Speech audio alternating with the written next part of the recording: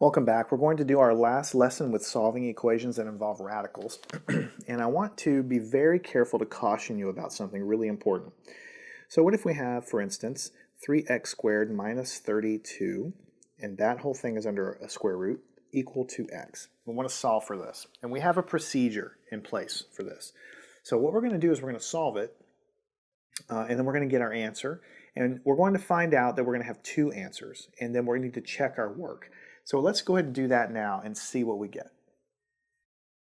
So let's just proceed as we usually do. We have all of this stuff surrounded by a square root. We want to get rid of the square root. So let's go ahead and rewrite everything so we don't kind of kill what we have in the beginning part. So we have this square root equals x. Now we want to square to get rid of the square root, and then we need to do the same thing to the right-hand side. So the square root will cancel with the square, and what we're going to have left is 3x squared minus 32 equal to x squared on the right-hand side. All right, so now we want to solve this, obviously. Now what we need to do is move this x squared over here and then move the 32 over there. So we're going to subtract x squared from both sides. 3x squared minus x squared give me 2x squared minus 32 is equal to 0. Because basically if I subtract this from the right, I get 0. If I subtract it from the left, then it makes it a 2x squared. Now we'll move the 32 over, making it 2x squared is equal to positive 32 because we add it to both sides.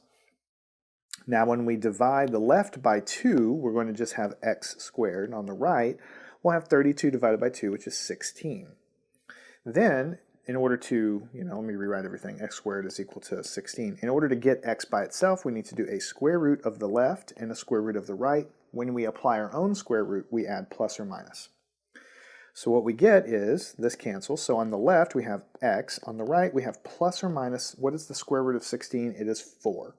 So in other words, we think that we have two solutions. One is x is equal to 4, and the other one is x is equal to negative 4. So what I want to do is check our work. So check. Let's check x is equal to 4 first. We'll plug it in, and what we will do is it'll be, let me switch colors here. It'll be 3 times 4 squared minus 32. That's all under a square root. All I did was take the 4 and stick it into the spot.